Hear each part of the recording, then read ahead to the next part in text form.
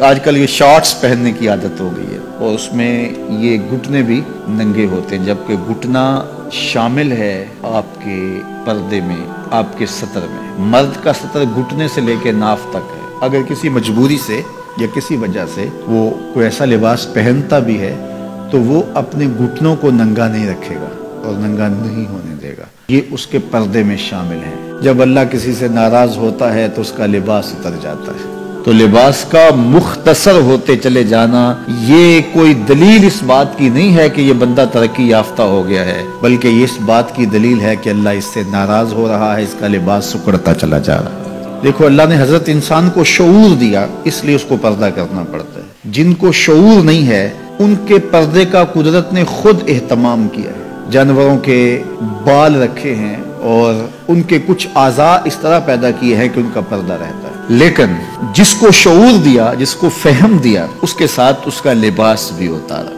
اور شرم اور حیا جب ہوتی ہے تو لباس کا اترنا طبیعت پہ شاق گزرتا ہے۔ اگر اعضاء بدنیہ کا اظہار ہو لباس سے تو پھر لباس کا یہ بنیادی مقصد تھا تو یہ بھی پورا نہیں ہوگا۔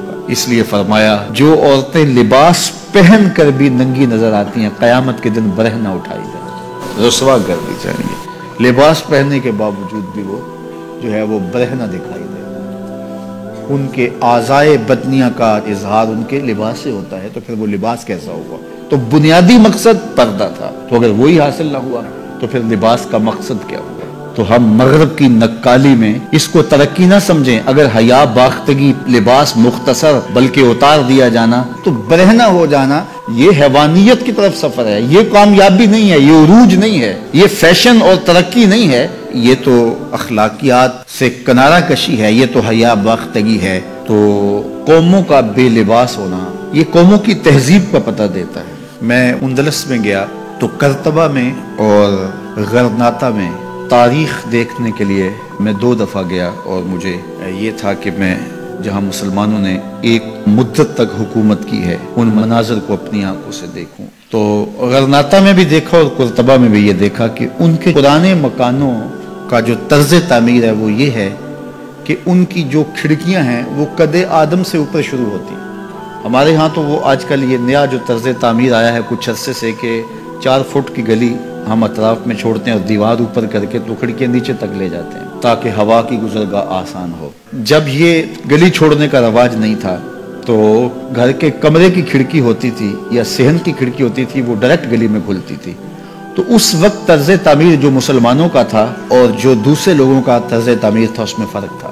جو دوسرے لوگ تھے وہ نیچے سے کھڑکی شروع کرتے تھے اور ہم قد آدم سے اوپر شروع کرتے تھے، چونکہ یہ طرز تعمیر بتاتا ہے کہ اندر کوئی حیا والے رہتے ہیں اور گلی سے گزرنے والے شخص کی نظر اندر نہ پڑے۔ تو میں نے دیکھا ہے کہ مغرب کے اندر تو یہ تصور نہیں ہے کہ قد آدم پہ کھڑکیاں ہوں، لیکن وہاں قد آدم پہ پرانے مکانوں کی کھڑکیاں دیکھی ہیں، تو یہ طرز تعمیر بتاتا ہے کہ مسلمانوں کے خمیر میں حیا رکھا ہے۔ میرے حضور نے سچ کہا تھا، جب ایمان آتا ہے تو حیا آتا ہے۔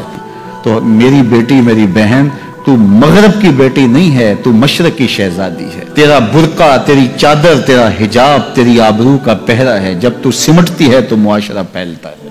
نوجوان کی آنکھوں کے شرم و حیا کے تلے عبادت کی لذت رکھی گئی ہے۔ اگر آپ چاہیں کہ عبادات میں لذت نصیب ہو، سجدے میں قرار نصیب ہو، اپنی نگاہوں کی حفاظت کر کے دیکھو، سجدے میں سرور آنا شروع ہو جائے گا، نمازوں میں لذت آنی شروع ہو جائے گی۔ تو اللہ ہمیں حیا کے جوہر سے مالا مال فرمائے۔ اس ویڈیو کو شیئر ضرور کیجئے، ہو سکتا ہے آپ کے ایک شیئر سے یہ بات کسی کے دل میں اتر جائے۔ جزاک اللہ۔